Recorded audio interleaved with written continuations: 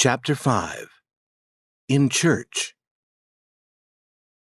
The bell of the small church began to ring. The people began to gather to hear Mr. Sprague speak to them. Mr. Sprague spoke to them in church every Sunday and prayed with them. The Sunday school children now sat with their fathers and mothers, who would try to keep them quiet. Aunt Polly came, and Tom and Sid and Mary sat with her.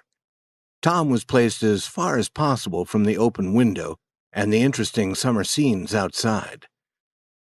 Other people came in and went to their seats. There were the old and poor. There were the middle-aged. There were the pretty girls in bright summer clothes and the young men with their eyes following the girls. There was Mrs. Douglas, whose husband died. She was rich and good-hearted, and she lived in the big house on Cardiff Hill. There was Mufferson, the good boy of the village.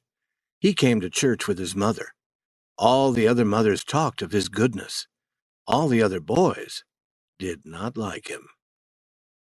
Now the bell was heard again, and then the church became very quiet. They were ready to begin. They began with a song. After the song, Mr. Sprague read a very long list of meetings to come in the following week. Then he prayed. He prayed for many things and for many people. He prayed for the church and for the little children of the church and for the other churches of the village and for the village and then for the whole country and for the government and then for people of far-off countries. Tom did not enjoy hearing Mr. Sprague pray, but he knew he must remain quiet. While Mr. Sprague prayed, a flying bug stopped on the back of the seat in front of Tom. It moved its front legs together, one over the other. It put them around its head and seemed to pull until Tom thought the head would separate from the body. It used its back legs to clean its wings, and it did all this slowly, as if knowing that it was safe. And indeed, it was safe. Tom did not dare to reach for it. He believed that his soul would be destroyed suddenly if he did such a thing while Mr. Sprague was praying. But with the last words, his hand began to move forward. When the last word came, the bug was in his hand. But his aunt saw this. She told him to let the bug fly away. Then Mr. Sprague began a longer talk. He read the words he was saying, and Tom counted the pages as he turned them. After church, Tom always knew how many pages there had been. He did not often know what had been said. But this morning, Tom was interested for a little while.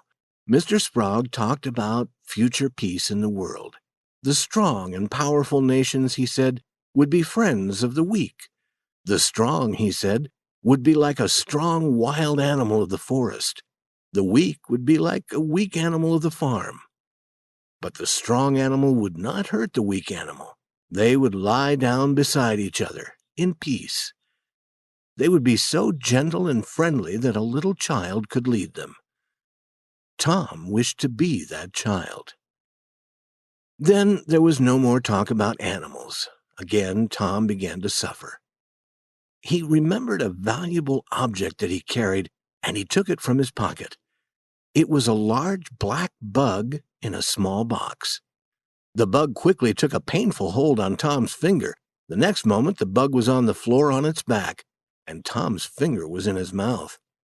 The bug lay there moving its legs, but it could not get on its feet again. Tom could not reach it. It was too far away, but he watched it. Other people, also not interested in Mr. Sprague's words, found pleasure in watching the bug. Then a dog entered the church. He was sad at heart. He wanted some new, different thing to do. He saw the large black bug, and his tail lifted and moved a little happily.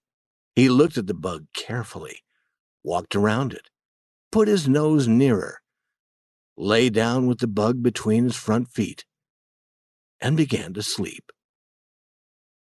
His head moved down. It touched the bug, and the bug took a painful hold on his nose. The dog cried loudly, shaking his head, and the bug fell again on the floor, on its back.